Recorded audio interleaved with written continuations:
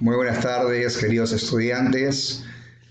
Estamos aquí con las clases de historia. Quédate en casa luchando contra el COVID-19.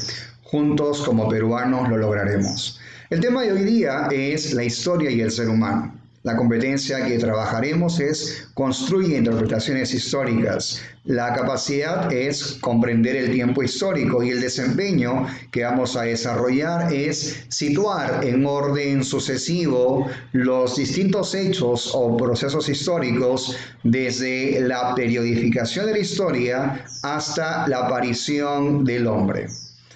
Hemos visto en clases pasadas acerca de la importancia de la historia, lo que es la historia. Habíamos hablado de que la historia es una ciencia social que permite construir lo que el hombre ha hecho a través del tiempo, las actividades que el hombre ha realizado. Y para eso se vale de fuentes.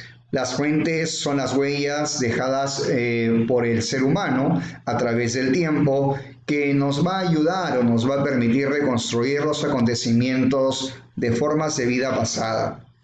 Tenemos una gran variedad de fuentes históricas. Vamos empezando con la fuente primaria a manera de recuerdo. La fuente primaria, o llamada también directa, es la fuente que está de primera mano. Es decir, aquella que se dio en el mismo contexto histórico, como por ejemplo una carta de la época, un diario de la época, de repente quizás un video que pueda estar narrando las cosas que se puedan desarrollar en ese instante, en ese contexto de tiempo, como una fuente primaria. También tenemos las llamadas fuentes secundarias. Estas fuentes son elaboradas por personas que no participaron directamente en los hechos, pero que se valen de las fuentes primarias para poder construirlas, como por ejemplo están los libros, están las revistas, los textos, etc.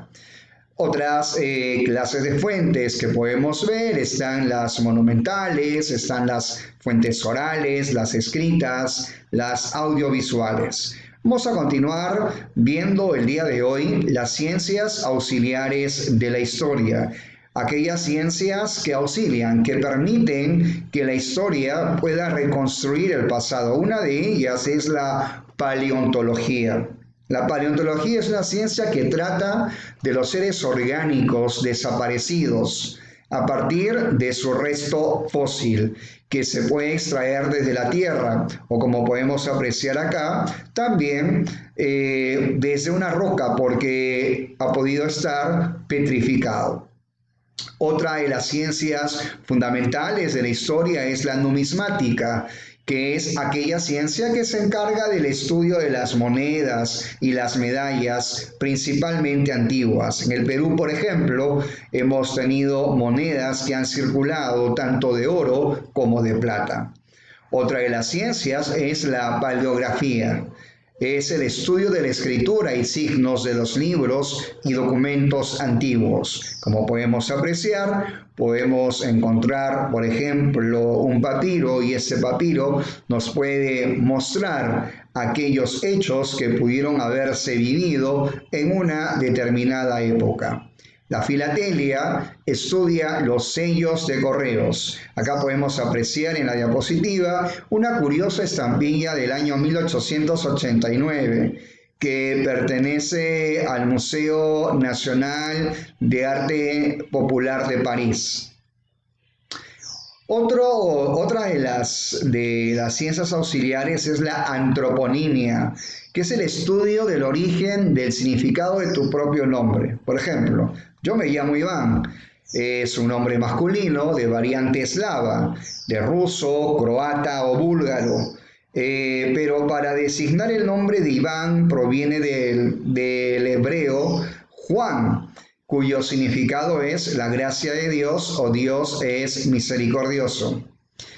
Otro de las ciencias auxiliares es la diplomacia. Es un estudio científico también en donde den diplomas, documentos de carácter interno como externo para establecer su autenticidad o falsedad, como por ejemplo podemos apreciar el título de la nobleza. Otra fuente es la etnología. Es una ciencia que estudia las causas y razones de las costumbres y de las tradiciones de los pueblos, ¿no? Por ejemplo, una costumbre en el Perú antiguo era de que los malqui, las momias, podían ser paseadas una vez al año.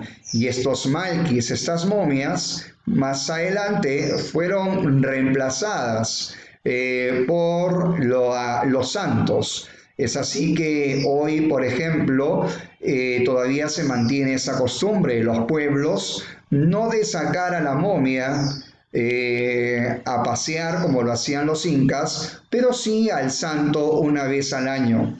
Una cosa importante también que mencionar dentro de la etnología que estudia la costumbre y tradición es que el antiguo peruano dejaba alimentos a sus muertos y nosotros cada vez que celebramos, por ejemplo, un 1 de noviembre, podemos apreciar que todavía hay muchas personas que mantienen esas costumbres donde llevan música, alimento a sus muertos. Otra de las ciencias auxiliares es la genealogía, que estudia la ascendencia de las personas, es decir, la parte genealógica que va desde los tatarabuelos, abuelos, padres, etc. La bibliografía es la descripción y conocimiento de los libros, elemento importante que debemos tomar nosotros cada vez que hacemos, por ejemplo, un estudio de qué libro hemos sacado dicha información, de qué libro hemos sacado una determinada fuente. De eso se trata la bibliografía.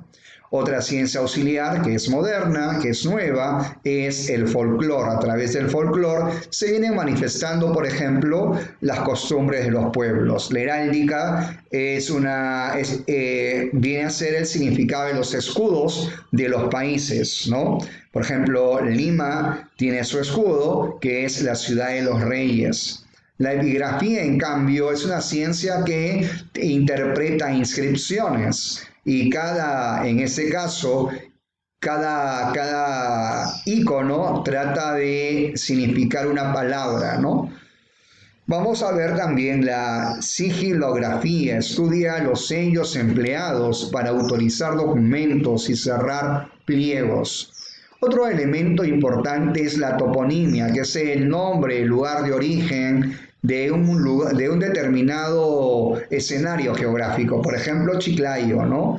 Que viene de una lengua ya perdida casi en el Perú, que es la lengua muchic, que deriva del checta, que significa mitad, y yog, propiedad, ¿no? Propiedad común.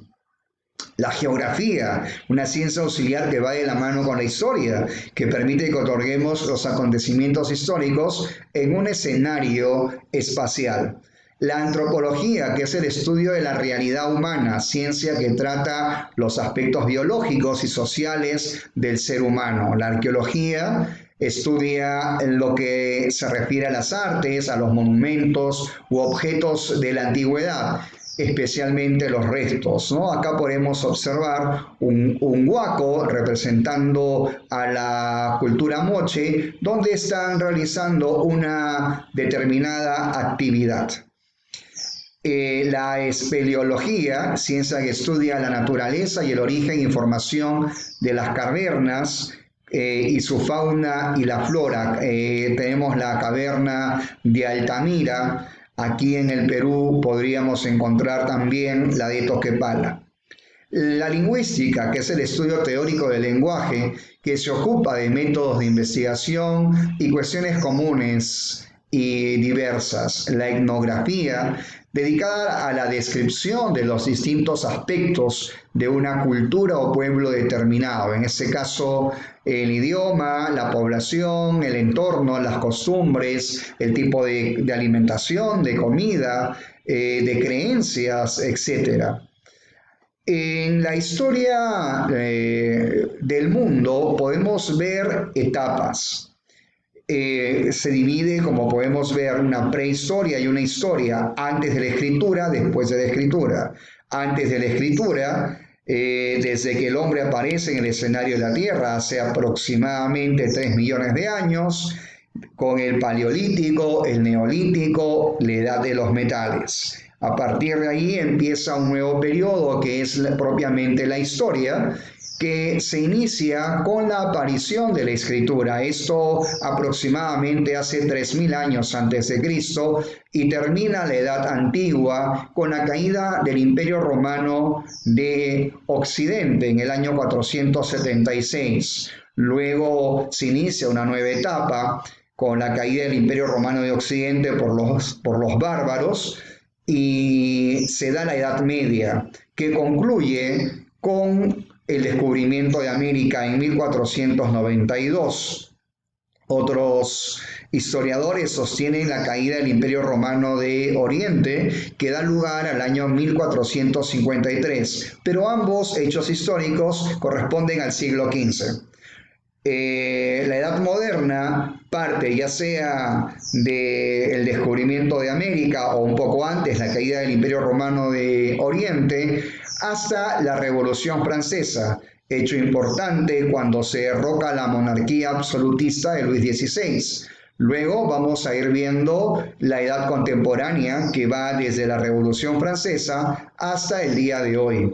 En el Perú también tenemos una periodificación que va de la época prehispánica, la época del virreinato y la época de la república. De la época prehispánica es el periodo de autonomía, el virreinato y república la denominan también periodo de dependencia con la llegada de los españoles. Acá tenemos también la periodificación desde la aparición de los primeros seres vivos, desde la formación de la Tierra hace 4.500 millones de años, según la teoría evolucionista, época precámbrica o azoica, en donde hay solamente seres unicelulares. Luego viene la época paleozoica o primaria, de hace aproximadamente de 270 millones de años atrás, donde aparecen helechos, algunos primeros corales, insectos. Luego viene la era mesozoica o secundaria, que data de unos 135 millones de años, donde se da la aparición de los dinosaurios, pero también la extinción de ellos. Luego aparece la etapa terciaria o llamada también cenozoica, de hace 12 millones de años, donde aparecen las hierbas, los árboles, los mamíferos y los primates. La era antropozoica, llamada también cuaternaria, que pertenece al periodo Holoceno o Pleistoceno, data de hace 2 millones de años, desde que apareció el hombre primitivo hasta el hombre actual, el Homo sapiens sapiens, según la teoría evolucionista. Acá podemos apreciar una ficha de trabajo en donde ustedes en casa van a poder desarrollar qué hechos importantes provocaron el tránsito de una edad a otra, qué situación humana crees que ha permanecido con cierta permanencia, coméntala. ¿Qué ciencia propone que el ser humano apareció hace 2 millones de años?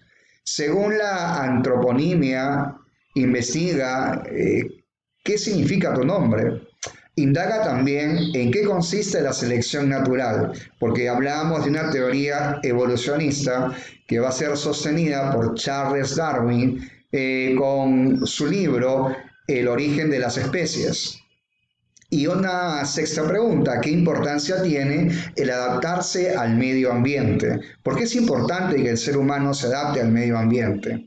Acá hemos puesto una imagen en la parte inferior para que ustedes puedan comentar la veracidad o la falsedad de dicha imagen adoptando una teoría que es la teoría evolucionista.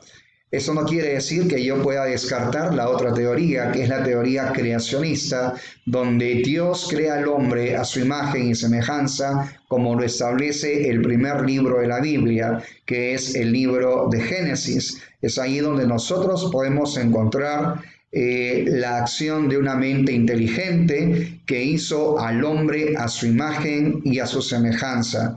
Y ahí podemos ver en el libro de Génesis, todo en el primer capítulo, todo lo concerniente a la creación. ¿Cuál es tu postura?